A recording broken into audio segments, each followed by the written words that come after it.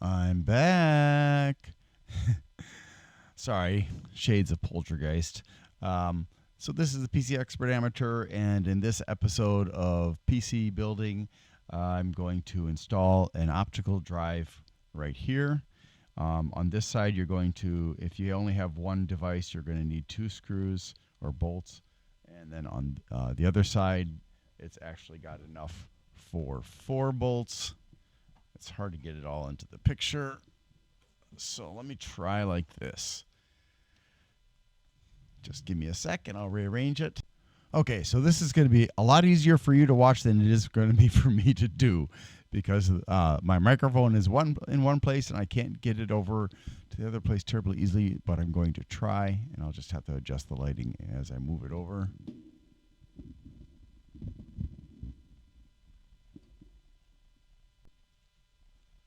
Now, as with before, you're not going to have to use your anti-static wristband or ankle band, however you've got it connected. Doesn't matter to me.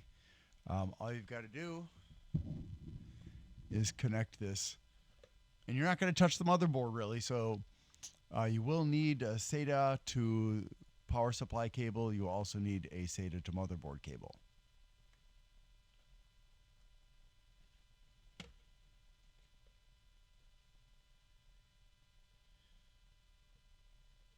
So I have put all the screws into the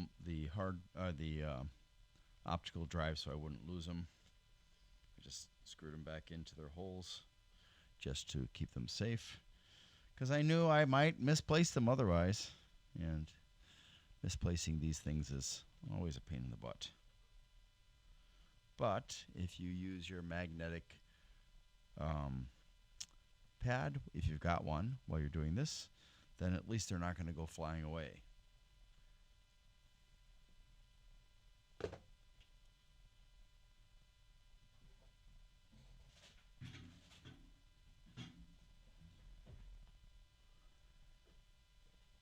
So, if you have a pad like this, take all your screws, pop them on there. Oops, like that.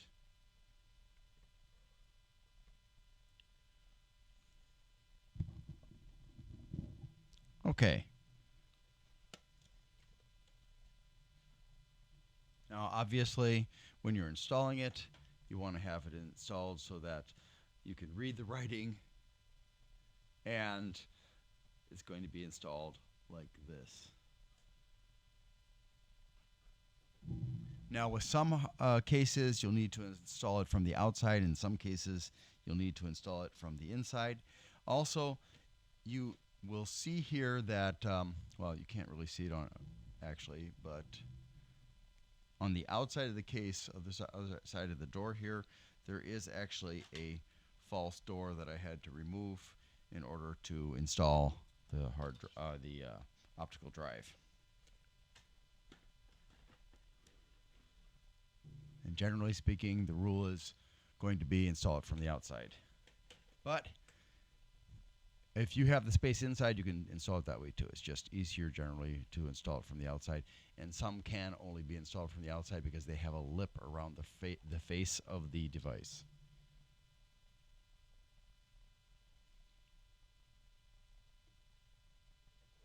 So I'm going to put all the screws in, and I'm not going to tighten them all the way down because I may need to adjust it to make sure it's flush.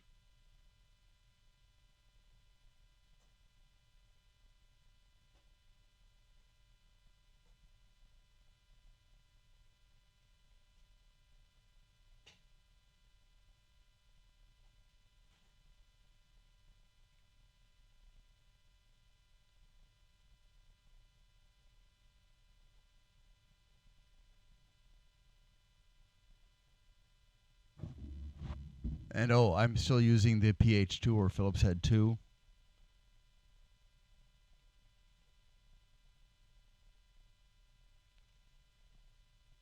So I'm installing 4 on the back side.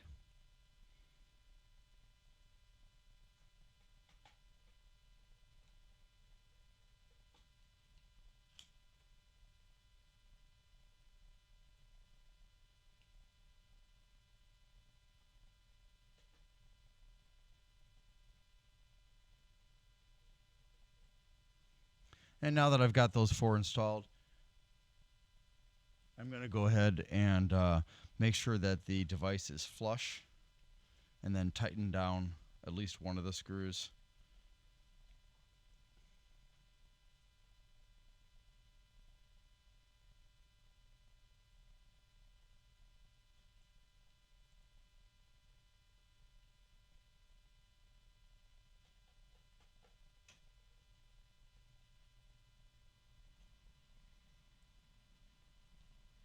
There. Now I can do the last 2 screws on this side.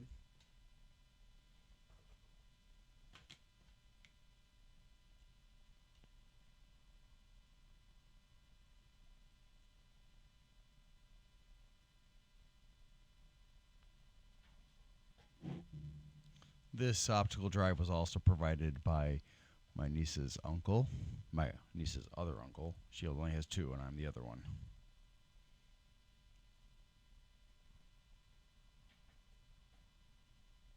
She's got an uncle-in-law too, at least one that I'm aware of. I don't know if he wants to have his name mentioned in the video, so I'm not mentioning his name, and I'm not mentioning her name at this point because, you know, privacy. Some people still value it in America.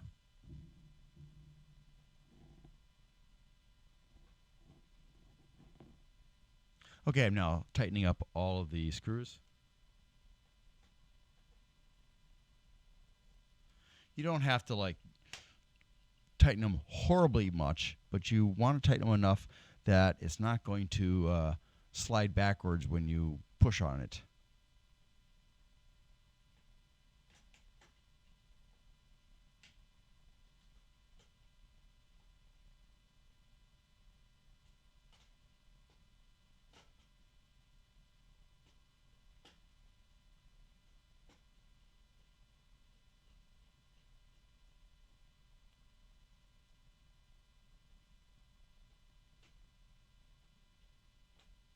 This would take less time if I weren't talking to you guys and recording the video.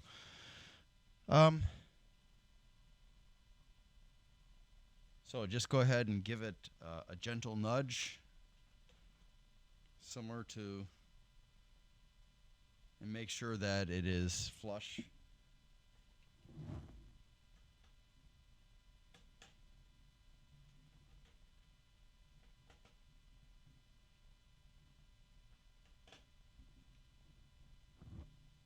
There. That's installed. Now we need our cables. And we'll start with the SATA cable.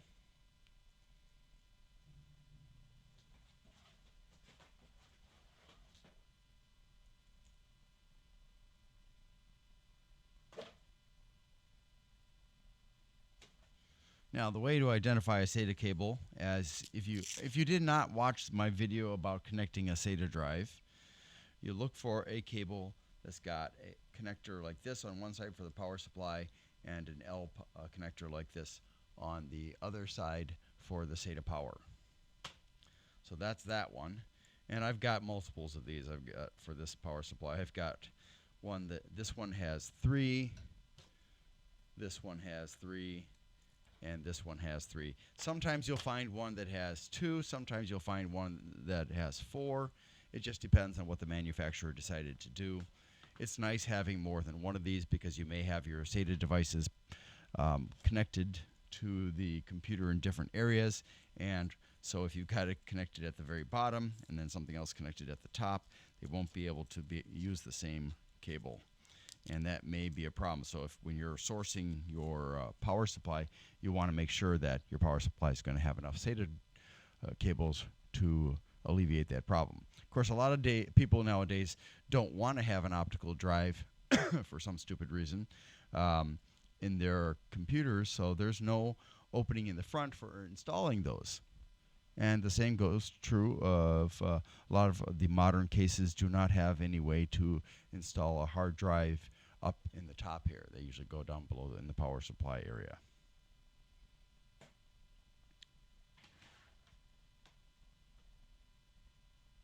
Now, depending on the distance between the device and the power supplies, that's going to determine which of these 3 heads I'm going to use. So I'm going to figure that out right now.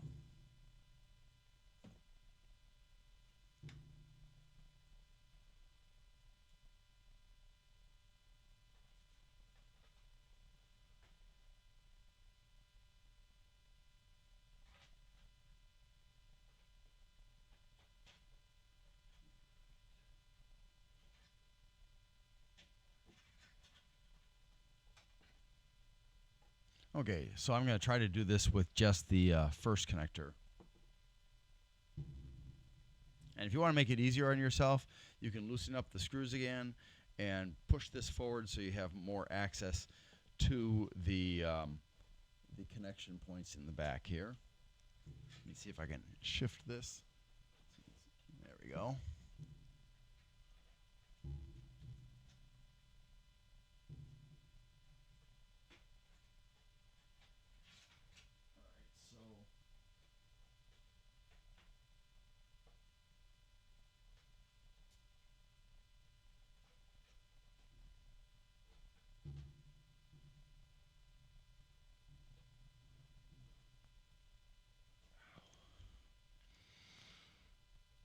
Sorry, I've got a bad shoulder, thanks to Amazon.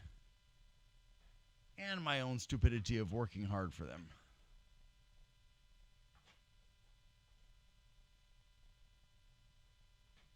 I say it's partially their fault because I was doing a job that required that there be 1 or 2 or 3 other people to help.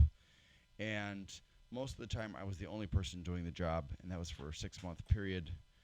And as a result, my shoulder got hurt. Okay, so now the cabling is connected and all, oops, there we go. It's all connected, and very little of it is going to be visible. And some people really, really care about this. It is actually sensible to make sure that the stuff is not too visible, because that can have a negative impact on airflow.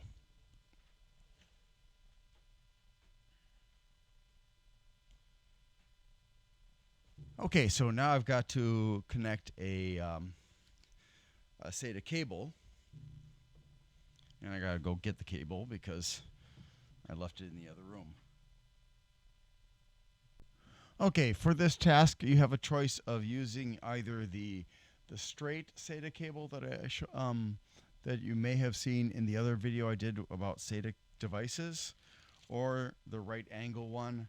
Now, if you want to make it easy, you're just going to use the straight one, because you're going to go straight from back here down to the SATA ports, which it's going to be,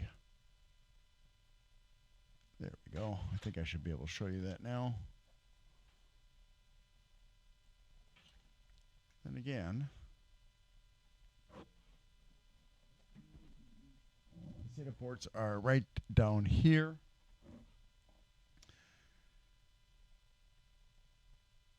And I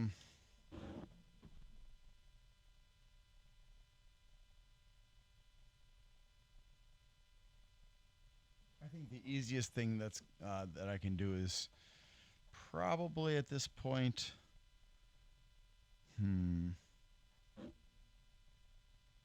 well, the fans go here in the front, so I don't want to block off that. So let me just play with this for a minute and figure out which way is going to be better.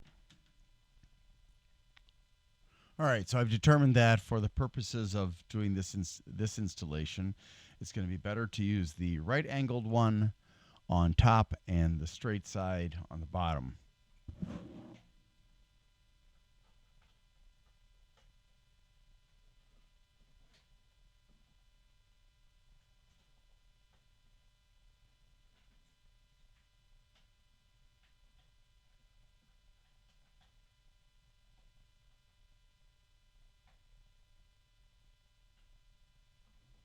And that's all there is to it. It's now fully installed, as you can see.